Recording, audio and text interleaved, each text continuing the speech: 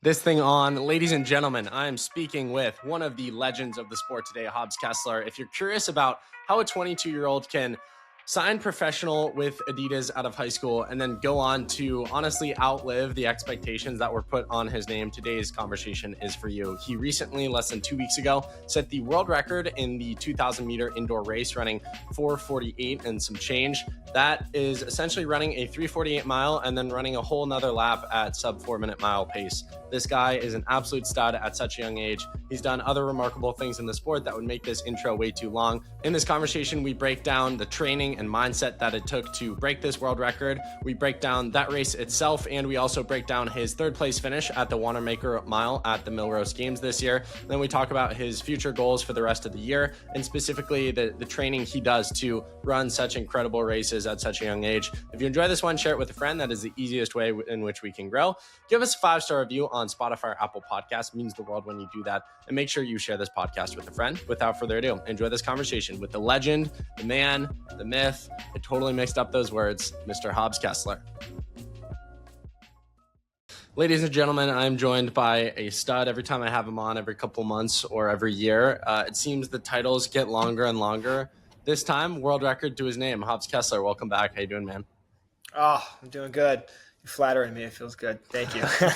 Did you ever think, if I would have told you when we first talked in 2023, 3 years ago, first world record would be in the indoor 2K, what would you have thought? I mean, it's an event that doesn't get run too much. So I was like, if it's any world record, that'd be the one. No, I mean, I'll take it because that was like, I don't know. I was in the dumps in 2023, so to know that things were going to turn around would have been nice, but we made it through. When we talk about world records and, you know, the off distances and races that a lot of people can give shade to, honestly, this is one that I feel like the time is kind of impressive. Like, I feel like what Bekele ran and then what you ultimately ended up running, 4:48.79. The craziest thought in my mind is like, it's like he ran a 3:48 mile and then hang on for another 60, even though you ran it completely different. But wouldn't you agree that even though it is an off distance, it seems like people have actually run quite impressive times in the event? Yeah, it's a cool event. I mean, it's no Jakob 4:43 or whatever he ran, but again, I'll take it. I like it because it's just like a really hard mile. It runs just like a mile, but it just hurts for a little bit longer. You got to be a little stronger. Yeah, how do you run it differently than you would approach a 15 or a mile? Well, I've only run one, but I was just like, my instructions for my coach, like, you got to run this like a mile. It's going to hurt like a mile. This is not a 3K, so like, you're never going to be comfortable. You're never going to settle in. Not that you really do in a 3K, but you kind of got to have your foot on the gas the whole time. So once I made that mental switch, it was pretty, it was pretty approachable, but like, I guess, yeah, just once I accepted that it was going to be hard, but we went out so fast in the race that, like, we went at 56 point where I was like, ooh, this is going to be really hard. Like, and then we just like slowed down and probably ran some 59s or even a 60. And then I caught my breath. But if it was like floored at 50 or 56s, that would have been like really grim. I probably would have blown up at some point, but A lot of people who have run the mile know generally the consensus is the third lap is where it gets hard and you got to hang on for the third lap so you can kick for the fourth. For a 2K, is it similar? Is it the third lap that gets hard? Is it the fourth lap that gets hard? What's the difference mentally and physically? I don't know. And I don't even know if I agree with like the third lap of the mile. I think the second lap of the mile is the hardest. Really? Like 600 in, you still have a whole K to go, but like the fatigue is there, like I would say from 600 to a K is the hardest because like once even you can smell like you're coming into the bell lap, like you can kind of get a little focus back. But yeah, I don't know. I always struggle with it. I was like, just get through these middle couple laps for the indoor race, laps like 3, 4, 5. 2K, again, I've only run one, but once I got settled in, it was fine. I think a lot of people have this where like the first, whatever you're doing, the first little bit is the hardest part, and then you kind of get like into the flow state of it, and then you're just totally focused on what you're doing and not really worried about the difficulty. if I'm not mistaken, was this your first race of the year? Yeah, I did a time trial the week before to kind of um, just get nervous, get used to running a hard effort, um, all that. So I had already gone through the process, just trying to dial things in once to practice. But yeah, first race in a bib with a What timer. was the time trial? What was the result? And did you go into this race with any nerves, knowing, you're racing steep competition, first race, legs might be rusty? What was your perspective going into it? Yeah, last year I went in thinking I was such hot shit to New Balance, and then from the gun it was just one of those. I just felt terrible, and I got my doors blown off, and I was like, oh man, this blows. So I had a little bit of a PTSD because most of mostly how many times I run at New Balance, I don't know. The majority of the times it's gone poorly, and so I had bad associations. But I just try to forget all that and really just focus on executing each part of the race, and then that kind of seems to help is just focus on the task, each the next task you have in front of you. But yeah, no, we did a little workout with I did an 800 time trial, cut down at ASU the week before, so went out in 56 or 55 high. We're not actually sure, but and then came back in 50-point high. So I was feeling really confident about my shifting from that, and that was only the third hard lactic specific session we did. So that gave me a lot of confidence that I would have gears and I can handle fast paces and all that. So I did go in with a lot of confidence. And in your mind, was this kind of a season opener, bust the rust for the Milrose Games Wanamaker Mile? And did you surprise yourself if that was the case with how fast you ultimately ended up running? Because I think a lot of people, it's like the week before Milrose, all these fast times were run. And I think for a lot of people, it was almost like kind of the tune-up for Milrose. And I think the world was kind of surprised with how fast you guys ran. Oh, I mean, not really. I just want to focus on each race, give each race the respect it deserves, and focus on really executing that. But I'm not. I mean, I'm not super worried about the time. I was just happy I was able to have a really good gear shift, relax, under fatigue, all that stuff. And win, and most importantly win the race. It's been a while since I won a race, so that was super satisfying. And it. I don't know. I was just really disappointed after 2025, so it just felt really good to start off with some momentum. You look at the field, Grant Fisher, he's a name that's so interesting. I've never talked to him on the podcast, but we have a ton of mutual friends, and he's one of those guys that his range is remarkable. You wouldn't think he'd be good in a 2K, but he somehow is. How did you feel chopping it up with Grant? And those who didn't watch the race, Grant kind of goes after the pacer, if I'm not mistaken. And you race that like a seasoned pro, seasoned vet. Let him do all the work and then blow his doors off in the last little bit. Take me through some of your tactical genius. Well, the sit-and kick is not a super new idea, but I figured Grant would be scared that Jake and I would have the turnover at the end of the race, so he'd kind of turn the screws in the middle laps. And so I was like, well, if I can weather that, I can get by him. And they set the pace lights. It was supposed to be 255 through 1200, and they set it 255 through 1300.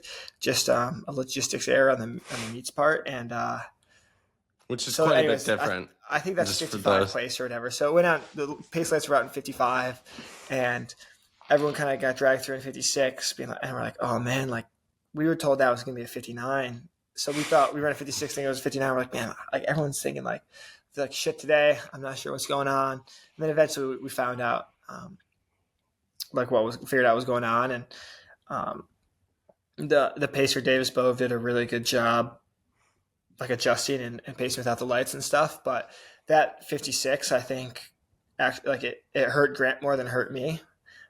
Just because the nature of our talents, and so that kind of I think took a little sting out of his legs too, which helped, and he had to do a little bit more leading. Part of me feels a little cheap for sitting, but I have to race to my strengths. I would rather win the race than get fifth and have style points. So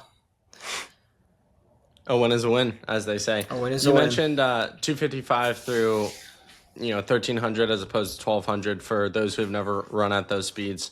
That's quite a bit difference in terms of pacing. I think you mentioned 56 versus 59, which again, if you haven't run those speeds, there's a lot of people can run 59 400s. Not a lot of people can run 56 400s. That's the difference in the high school girls track and field between winning a state title and missing the regional meet. For you in the logistical era, do you think you would have run a world record if it was actually set how it was supposed to? I don't know. Who knows? I mean, maybe when the pacer stepped off, like Grant would have run some 28s in there and really turned the screws. So we would have had to say like run like 152 for the last 800. Who knows? Yeah, I don't know. I would like to think so that we'd still have gears, but it worked out really well. It was really clean, neat. I really when I made my move, I really tried to be decisive and just go hard and not be scared, and it all worked out. It was a great start to the season. You've mentioned kind of the win, how much winning meant to you hasn't happened in a little bit. Were you more focused going into the race on winning and thinking the time would come with it, or more so actually like running a good, fast race? No, I mean, I'm not super worried about the time. At times don't just don't seem to carry that much weight these days. Like everyone just gets faster and faster. The shoes are fast. The tracks are fast. So I don't know. Like any record will get broken at some point, but like nothing can take away the satisfaction of breaking the tape, I guess. Most nonchalant world record holder right there. Breaks a world record is like, nah, it'll get broke someday. I'm just glad I got the win. Glad I got the win. Yeah, I don't know. I mean, it did feel good, and I'm not gonna lie. I loved kind of my little spotlight for a few days. It was very intoxicating.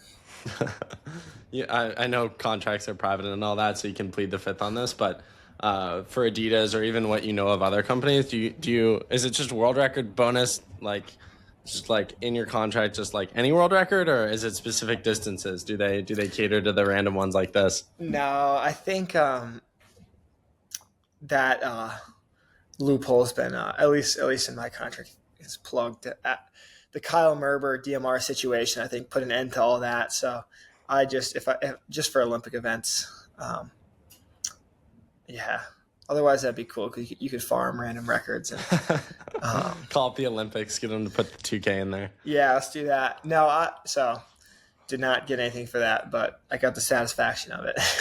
Satisfaction, the clout, the aura, all of it. I got the aura. I needed the aura, man. What's the haircut? What do you tell the barber when you go in? Speaking of aura. One of my best buddies cuts my hair. He's got a little business on the side, so we went on a camping trip to Canyonlands, and we're just feeling kind of goofy. So he and my hair was really long. I hadn't got a haircut in a while, so yeah, he just diced it up because we were like talking shit about getting a mullet, and then here we are. I keep growing it out and keep having him shave the sides. So I feel a little ridiculous. Like it felt cooler when I won a race, getting third at Milrose. It didn't seem as funny, but I don't know. I kind of like it for now. I'm gonna keep growing it out. I think mullet, you can still kind of pull it off. Like there's, as far as meme haircut goes, like better than a mohawk, better than a bowl cut, better than, I don't know, male pattern baldness. So until my girlfriend makes me cut it, I'm gonna keep growing it out. Greg Engels 2.0. That guy's he's racing a lot. I don't know if he's he just broke his 3K PB. Craig is the type of dude who, like, if he just had a breakout year and won the Olympics, I wouldn't be shocked. And if he announced his retirement for the sport tomorrow, I also wouldn't be shocked. Yeah, I mean, he's talented, and I think, like, he just went and was racing, like, 10 indoor races because, like, he doesn't really like training or working out. So he's just bypassing all that and just racing, like, every 3 days. It seems to be working so far. It looks like he's having fun. But it would be too much travel for me. That would take me out. That's such a funny concept to me. Like someone who's a professional runner and doesn't really enjoy the workouts or the training, and so they just their work way around it is they just race instead. You'd say that's pretty rare, right? Most people in your circle like the training. I don't really like. I can't speak for everyone. Like I love it. Like I feel like it's something I'm gonna be training in some capacity for the rest of my life, just because like that's what I love about the sport. Like the racing, I enjoy. It's fun. It's satisfying. You get to show off your fitness. Um, but that's not really what draws me to it is being out in the woods with your buddies, or like just bantering and like training hard. Um, but yeah, it seems like other people, like especially really competitive people, the training is just a means to be fit to race. And I think Craig falls in that category. And like I also think Craig, like his just the way he's wired, doesn't really match with like the lifestyle that pro running rewards. Like he really likes novelty. He likes going on adventures, doing all this. And being a professional runner is inherently boring. It's a lot of sitting around. It's a lot of doing the same workouts. Um, so it's not great for like an ADD person. Going into Wanamaker Mile after this 2K, was it kind of hard to mentally reset? As you said, get a lot of praise the days coming out of that race. Take me through kind of the whole Milrose experience, and then just sort of the running is the ultimate humbler. You can be on top of the world one moment, and then your calf tweaks with 100 to go when you dig for that gear. Yeah, I mean, I think I did a pretty good job like getting back to baseline. Like I like I don't know, like rotted on Instagram for like a few days and then deleted it off my phone again because I was like, man, I got to stop like getting psyched about myself. Like time to move on. So yeah, I kind of got back down to baseline, but I did have a lot of confidence and focus, and so everything went good. Milrose, I just felt like I really should have just been harder, harder off the line. Because I just never found myself in a good position. Like I kind of was in the middle of the pack, and like I didn't really know how to handle it because I was wide. I kept trying to get on the rail, but everyone's experienced and tall, and so it's just like that. Just like wasn't an issue without cause potentially like getting disqualified for being too pushy and causing a fall or getting tripped from behind. So that didn't really seem like a valid option. I was a little hesitant to like try to push forward. To try to get up front because I was like, I'm still probably going to be wide and I'm going to burn that match, which I think in hindsight I probably still should have done just because at least I'm there and can sniff the front. And then I can't move back because like I don't want to be at the back of the race. I'll be too far out of it when moves get made. So I ended up running the whole race wide and or a significant portion of that. And I think that just really well, obviously, like you're running extra distance. It's not an efficient way. You're not getting the wind blocked. You're running extra distance. You don't get into a good rhythm because you're kind of getting yo-yoed around. So it caused a lot of matches. And then what I was really proud of about myself is like before in situations like that, like I've been like, I'm out of it. Like this race is fucked. Like, what am I going to do? And this, like, I was able to stay focused the whole time. Like the whole time, the goal remained the same. It's like, I want to win this race from the position we are in right now with the amount of energy we have left and the spot we're in. And like, how can I do that? And I think I did a pretty good job navigating that. But Cam and Yard just ran so much cleaner. Like they saved so much more gas for the last lap. So there's no, I mean, they did a better job with it. I was really proud of myself for staying scrappy and really going for it. But yeah, it kind of just didn't have the gears. And then, yeah, because coming around the final bend, like I pulled my calf and I didn't notice it at the time because I was like, man, my legs just feel so heavy. Like I felt like I was running through sand. And then I finished the race and I was like, oh man, like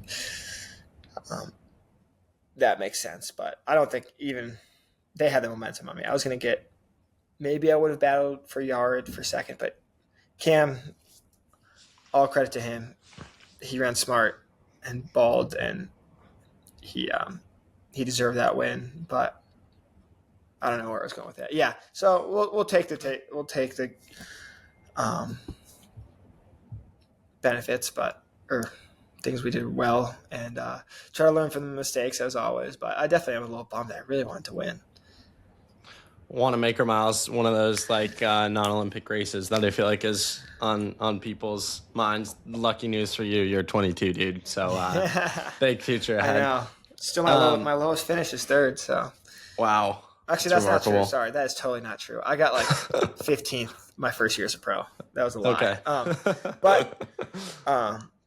Dude, you could have seen if you got away with that, and then just like check the YouTube comments after this release to just see how big of fans Hobbs Kessler people are. I was so out of it in the race, it didn't even register because I was anyways. Calf doing well now? Yeah, I got an MRI on it yesterday, and I've like never really been injured before, and I've already had 2 injuries this year, so that's been like disappointing, and none of them are really overuse injuries. Like the first one was like my second week training. I rolled my ankle doing hill repeats. I just like stepped on it, like there was one little piece of debris on the road, and I stepped on it just right, and so that was out for a few weeks. And now this strained calf. So I don't know how long it's going to be, but we're going to roll with it either way. So. Yeah, I don't know. I'm really bummed, but what can you do? So we'll roll with the punches. Yeah, I think you'd agree with me that indoor season compared to outdoor doesn't matter as much, and it's probably an ideal situation that this sort of thing happens after having you'll whether or not it gets broken, you'll always have that 448 to your name. You know, at least you had some fitness to show for it. Like there are some people that just do those 2 races for their indoor seasons and that's it. I was going to do a 3K in a few weeks, which I mean, I got ruled out completely mentally. It's not going to happen. And then I want to run USAs and then indoor worlds. So we'll see with that. I don't know. I don't know how these things work. Like I don't have much experience being hurt. Especially I've never had a muscle strain before. This is completely new. So nothing's like torn or messed up, but it will take a little bit, and I want to, be wise. Day by day. That day stuff. By day. I almost feel like it's. I'm glad it's not a bone injury, but I almost feel like bone injuries. Someone once told me this, who's way more successful professional running coach. They were like, bone injuries are almost better because they're just straightforward. It's like 8 weeks and then you're back or whatever. Yeah. Whereas like Achilles issues or calf issues or like plantar fasciitis, it's like one day you could feel like you're back. The next day you could be like, oh, this hurts more than it ever has before. It's really hard to temper. Yeah. I'm hoping I mean, I think I'm pretty diligent with fueling, and I have years and years of, well, I guess it's not anymore, but of consistent running with no injuries and consistent heavy lifting and hard plyometrics.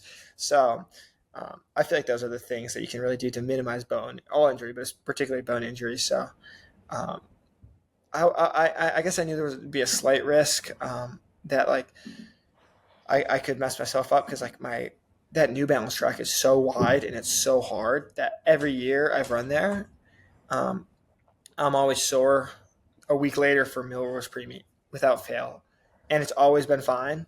So I just assumed this year would be the same thing, and I just was slightly less lucky. But I don't. There was nothing before the race that would indicate. I was like, man, I just have a little bit of a sore soleus, and then it was really sore after the race. If you were in that 2 mile at Milrose, how do you think you would have fared? And were you surprised with how slow it went relative to the talent? I don't know. I mean, I think I could have been in the mix for sure. I feel like I got really, really strong. Like all fall, like I was the strongest I've ever been aerobically. So I was really looking forward to running a 3K. So I think I could have been in the mix. I mean, I would like to think I'd be there with Josh and Cole and Parker, but you'll never know. We'll never know. So, yeah. Save it for another year. I wonder if I wonder how well someone like Jakob could do doubling the mile and the 2 mile. How spaced out are they? Could that even be possible? Man. Well, I think he's banged up right now, so he's banged up again? That's what I heard, but really? I don't know. I don't have it on. Rumor not mill on with a Hobbs good Kessler, new source. podcast Yeah. dropped. But I bet he could do pretty well. But I mean, all these guys in these races have been beating him when he's fresh. So um, it wouldn't like he'd run really well in the first one and then be like in the mix until everyone took off and then he'd blow up. That's what I'd imagine. Is the Jakob era over, in your opinion? Oh, I don't know, man. I mean, I hope not. I like fast races, and I think we have him to thank for it. It'd be kind of sad to see his career over, or I guess his prime over so quickly. But who knows? I mean, both his brothers, like, um, I don't know what the right word is. Like, they seem to fall off a cliff after a certain point. I just don't know if it's training so hard so young. Like your clock just starts earlier. Say you have 15 years of hard training, but if you start it when you're 10 years old, it's over by the time you're 25. Who knows? They've been training hard though for a long time. But I'm a Jakob believer. I want Yeah. at least one gold medal in LA. I feel like if you run the 10K, like that's why I don't know why he keeps messing with the 15, because it seems to like the track work that he needs to do seems to cause it like blow up his lower legs, and then he could just be so competitive in the 5 and 10. He's literally won every year. Like he's unstoppable. Yeah, it's interesting. I feel like he trains at 100% level of capacity. So it's either like he will be in world record shape or he's going to be injured. Yeah. And I get why you do that when you're at his level, because he's trying to do things that have never been done before. But you look at someone like Kipchoge, that guy never got injured, And people can say doping or whatever. But in my opinion, like the people who definitely aren't doping are the people like Kipchoge or Jakob or even yourself, where it's like they've always been good and year over year they improve just a little bit. It's the people like Mo Katir from years ago, where I saw him drop like 5 seconds in the mile a year. And I was just like, yeah, exactly. So, I mean, Kipchoge is a good example. That guy's training, I mean, on paper, ridiculously hard for the average person reading it, but he never really dug in sessions. Whereas Jakob, from what I understand, it's like, dude, you popularized double threshold to an extent that I don't think anyone else has ever done. The type of training he was doing was just, he trains crazy hard from what I know about, especially like his specific sessions. That guy is balls to the wall on the track. Yeah, I don't know. I've seen him do a few, but they keep their specific work pretty closely guarded. I don't think it's that fancy though. I think they kind of have a progression that they do building into the season. Yeah, I just think if you're getting injured doing one thing, I don't know why you'd keep doing that thing. So yeah, if he gets injured again this year, you got to switch it up. I do feel like it's a little bit like a house of cards, like you just build it up, and like the longer you stay healthy, the easier it is to stay healthy. But you got to do it once it falls over. You got to start fresh, That's an interesting analogy. I guess the house of cards isn't a great analogy, but I do think it makes the more sense. you train, the more you train. So you think the healthier you are, the easier it is to stay healthy, and then that honestly makes sense, because I know people who get injured and then they just can't beat it for like 4 years. No, you get in the cycle again. Like I really think healthy running compounds. So that's like the danger is like you get hurt, you lose all that robustness that you built up over the last 5 years, and you kind of got to start from scratch, but you're still trying to do the things that you were doing when you had that like robustness cushion. You mentioned a few times 2025 didn't go your way. What were the conversations like with your coach sitting down after the end of the season to turn things around and make 2026 different? Yeah, I think the biggest technical thing was like, I've always when the racing season comes, I really have a hard time keeping my volume up. So just addressing that is just keep in the base, get my volume really high, but then let's keep our foot in the gas, do a lot of threshold, do a lot of mileage while we're racing. And I really feel like that will kind of keep me fresh longer. I respond to the volume, I respond to strength work, and I need a lot of it. And so like doing, 20 minutes of threshold every week when you're and 60 miles just doesn't cut it for me. It doesn't keep me fit. So we're going to try to do that. But it's just like I travel a lot. Like I had like some personal stuff happen. Like it just the year just kind of got, it's just a little messier than I wanted it to be. There were like a mystery 2 weeks where I just like, I couldn't, I felt horrible. And I don't know. So I don't know if I had some sort of sickness or something, but it was like a pretty key 2 weeks before USA's. And I was still pretty fit, but there's definitely things that could have been tightened up. But he's back. He's not back. He's better in 2026, That's right? That's right. What does we've run through it before, but I know it changes, and I know Henner always has stuff up his sleeve. What does your general training look like, and what's one thing you do in training that you feel like sets you apart? It's pretty like simple. I do like 2 threshold days a week, and when base training, try to do 2 threshold days a week. So I try to get 2 hours of threshold and 1 harder interval session. So most of the time that's on a hill, and then I do 1 to 2 speed developments, 2 lifts. I take 1 day off. So pretty like standard for what everyone's doing. I would like to think like my consistency. I know it's ironic since I'm not running right now, but my consistency sets me apart, especially my consistency in threshold volume. I think I averaged, I ran close to 2 hours of threshold for like, I don't know. Well, I ran 2 hours a week for like 5 or 6 weeks, and then I ran 90 minutes for another 6 or 7 weeks as I increased the volume of more intense work. So I just accumulated so much in that zone that I think is really good, or allows me to get like really fit. Because like I don't care how talented you are, if you do 2 hours of threshold a week, you will get in wicked shape. It's the law of the jungle. What's the threshold breakdown look like? How are you generally getting into 2 hours? I'd like to do 4 30-minute sessions. So I normally just do 5 by 6 minutes in the morning. I really like to do it on the treadmill. It's just easier, simpler. Don't have to worry about conditions. You just in and out.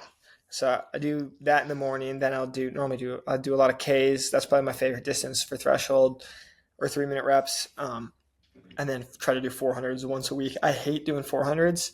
I think it's so tedious, but it's the most specific you're going to get. It's like such great value because you're running pretty fast, but it doesn't come at that high of a cost. For you, what's threshold pace looking like these days? And for someone who wants to try it out, I know you're fancy and you probably do the finger prick, and that's what a lot of pros do. But like I've heard like CV is like 30-minute race pace, like the pace that you could sustain for like a 30-minute race. What's threshold normally? Well, it's tricky to try to like nail it down to just one pace, because like depending on how fresh you are, the surface you're running on, the weather, how well you slept, like all these factors go into like what it is. So it changes so much on the day to day for me. But generally, like I will run in the mornings 5-minute pace, and then and that's like more on the bottom end of threshold. And then in the evenings, I don't know, run anywhere from like 68 to down to 64 for 400 norm, depending on how fit I am. But and then like 305 down to 250 or low 250s, depending on how fit I am. For the shorter intervals. But again, it changed. Like that can be the same day, the same week, totally different. Like I got all embarrassed at the track the other day because I was like pretty tired, so I was like running what my normal threshold pace was, and like, but I just wasn't that efficient. So I took my lactate, and it was really high in front of everyone, and it was it was embarrassing. But I think the big thing with threshold is like air. I think LT1 works very well. You don't need to push it. Like you can even be below threshold as long as you're moving blood. Like it's the volume that counts more than like being up on the upper end. You probably will get fit if you could run all things. If the fatigue was created equal, obviously you get fitter. But you got to think like how much everything costs. So just especially when you're trying to get your volume up, like when you first start doing a lot of threshold volume, like if you got to run in like what you can do for a long run for threshold, that's okay. And it's just about accumulating the volume, and you're still getting those adaptations. So err on that side of caution. It's not sexy. It's not good for the ego, but it makes you wicked fit. If I'm remembering correctly, the old school, bringing back Very Nice Track Club YouTube videos in 2023 era. Again, I could have this wrong, so correct me if I am wrong, but it seemed like you were pretty fast on like the reps and were hanging and dropping people on the faster stuff. But it seemed like the threshold work was more where you were getting pulled along. Is it cool to see the progression year over year of, at least from those videos, I don't remember you ripping 5 to 450 pace on threshold and feeling comfortable doing so. Yeah, it's definitely come along, and like all those paces like are at altitude. So that's like another factor is like, I don't know how much faster you run at sea level, but I mean, hopefully a little faster. So, but yeah, I mean, that's like one of the things is like, it's just so trainable. Like your threshold is so trainable. Whereas like other parts of your game, like get saturated really quick. Like you kind of hit the ceiling really fast. That's why I think like a lot of people, they just beat their head against the wall with VO2 work. But you saturate that system so quick, in my opinion, that you really don't need a ton. And like you can kind of, your time and energy is better spent just developing your system in a less intense, less sexy manner. What are we ripping in the headphones while we're doing T on the T, threshold on the treadmill? T on the T. So I've developed, I have a little system for myself because I've done it so much that like, literally twice a week, week after week after week after week. So for the first rep, I'll normally won't listen to anything for the first 6 minutes. And then for the next 2, I'll listen to a podcast. I normally listen to Matt and Shane's Secret Podcast. Like one of those a podcast where you don't have to pay attention, but it's just noise. So then 18 minutes to your 30 minutes are already taken care of. You're almost done. And then I'll listen to music for the last 12 minutes. But that way, it's low intent, you're not getting too riled up. You get to look forward to a little more like stimulation at the end of each interval, and it helps it go by faster. Buddy's dialed in. That's actually a thing I've thought about is like if you have a long run or like a tempo and you listen to too intense music in the beginning, it can be a slippery slope. No, you got to reward yourself with more, something more interesting at each phase. Are you a Spotify or Apple Podcast guy? Or not Apple Podcast, Spotify or Apple Music? I'm a Spotify guy. Good. Yeah. You're normal. Congratulations. Not everyone's like you, unfortunately. I've heard Apple Music is less compressed though. I have heard the music quality is better, which doesn't shock me, but the like library and compatibility of like podcast with music and sharing on Spotify is hard to beat in my opinion. But I mean, if Apple's listening, I used to be Apple Music. I mean, if Apple's listening and wants to pay us a bag, I mean, the DMs, the emails are open. Yeah, we'll edit this out of the podcast. Yeah. In terms of 2026, like calf aside, let's assume, fully heal this thing, get healthy. Well, where's your mindset at, for the rest of the year, specifically kind of in an off championship year? What do you want to do? Specifically wanting a longevity within your career at just 22, wanting to take over the world, but maybe not necessarily feeling the pressure to do so exactly right now. Yeah, I mean, I just want to, just run races I can be proud of, train in a way I can be proud of. I'm kind of like reaching realizing like a lot of my satisfaction comes like from like how I approach things and like I just kind of, the results will come with that or they won't. But like I just want to be super consistent training, detail oriented, hardworking, all those good things. And then same with racing is I just want to be gritty. I want to always be in contention. I want to race hard even when I don't feel good or don't feel mentally in it. All those little things. And I think those will lead to a good result, but I don't have any specific goals. I know that sounds cliche. I hate to give answers like that. Cause I've been around NAU a long time, and it's a great philosophy, but it sounds performative. Yeah. And Process everyone's over always saying outcomes. that. Yeah, it's We like don't so talk about goofy. championships.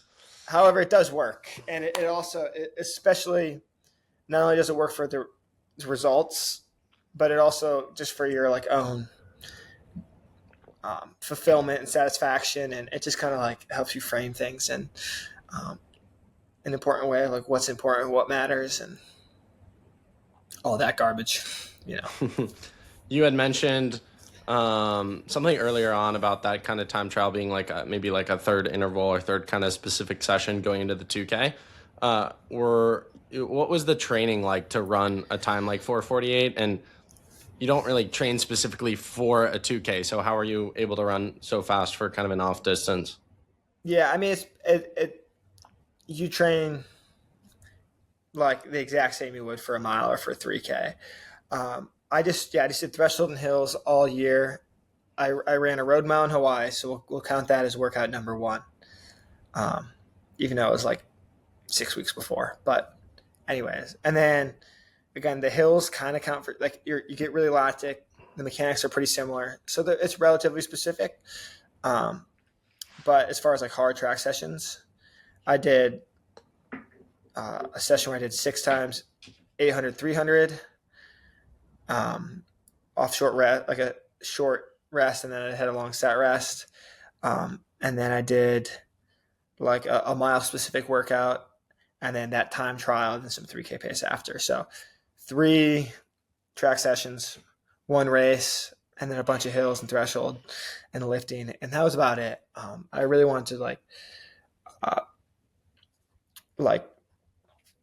carry my fitness all the way through the year. I think that's a mistake I made in previous years is I like really try to prioritize these Milrose and New Balance and all those. And I just don't hold my fitness because my volume is not there.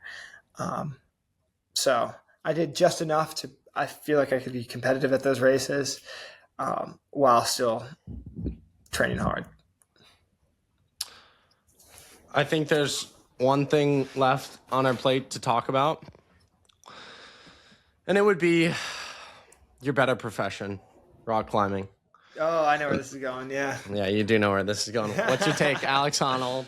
I mean, the general consensus from the climbing world was it was a lot less impressive if you look at it compared to El Capitan. And I saw a video of him say he looked at the Burj Khalifa climbing it, and that was just too risky for live TV. So it seemed like even the fact that he signed up for this, he knew with certainty it was light work, easy work. Yeah, I mean, probably if Alex climbs that 10,000 times, he's going to fall once, right? Like, it's a stunt. Like, I don't know. It was cool, but it's like it's a gimmick. You know what I mean?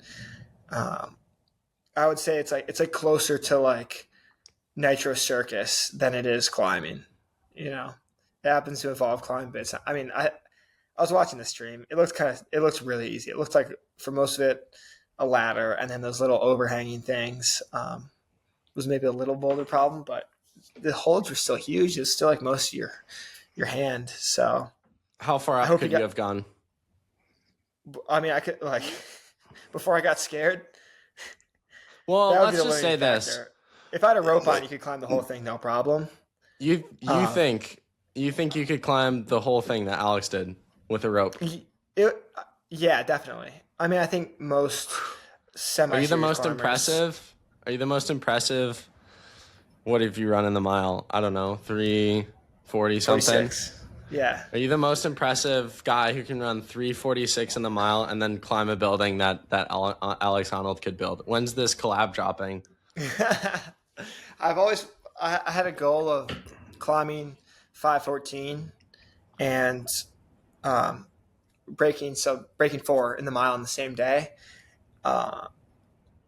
That's like, I mean, maybe it still is a life goal, but I could definitely think I could do it, but I would be in 355 shape because I would need to dedicate the rest of my energy to trying to get into climbing shape. So I don't know if it'll ever happen. Maybe the last year of my career, but I tried to do it in a month one time, is break 4 and climb 514.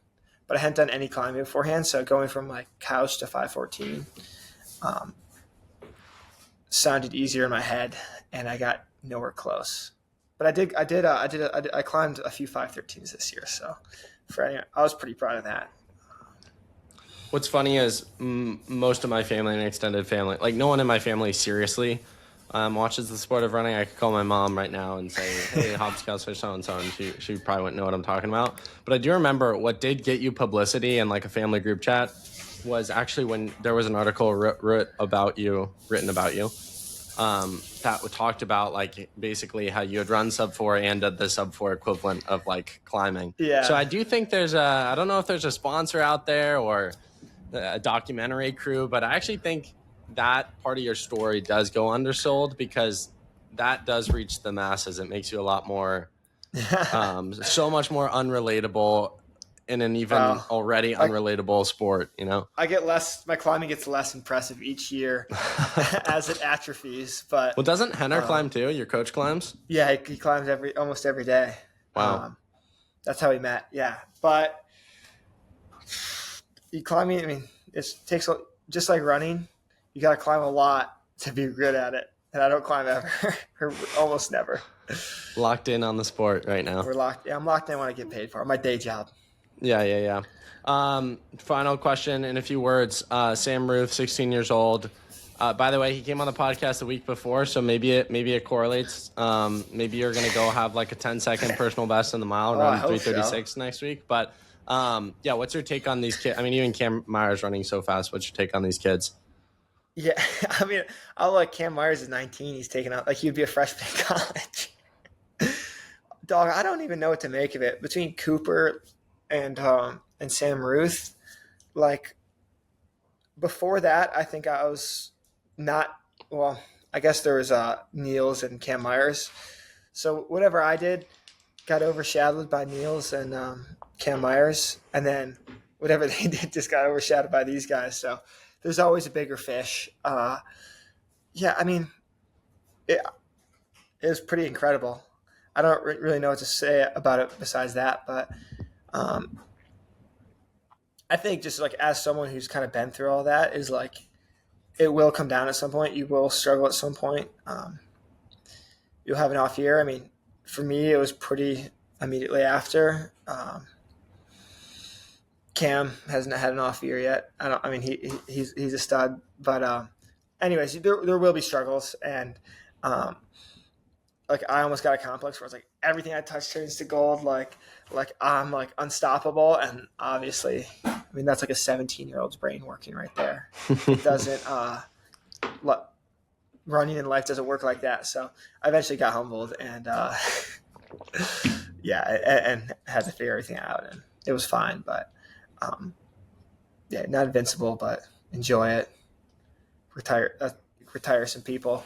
It's the goal. Big dogs. Yeah. Yeah. Big dogs got to eat. Hobbs, you're a stud. I always love our conversations. Always a ton of fun. Always gain new perspective. And you're a people's favorite. So anytime I get you on, the people are happy. Thanks, man. So we'll get you back on here soon. Congrats on the world record. Keep crushing it. And come back to Ann Arbor soon because my Buckeyes, we're back. We're back, baby. We beat you. So trends are shifting. Yeah, normally I don't even watch football. I don't really care about that rivalry, but there was a guy in front of me at the grocery store earlier in a Buckeyes shirt, and he was walking so slow in front of me, and I was like, typical Ohio people. He was driving me nuts. I got a little hawk, or what are you guys? Whatever, Ohio prejudice. I don't even know the mascot. Sure. Ohio haters. That's okay. Ohio sucks, but Columbus, great. Greatest city in America. I actually do like Columbus. Yeah, Columbus Anyway, is cool. thanks for having me, man.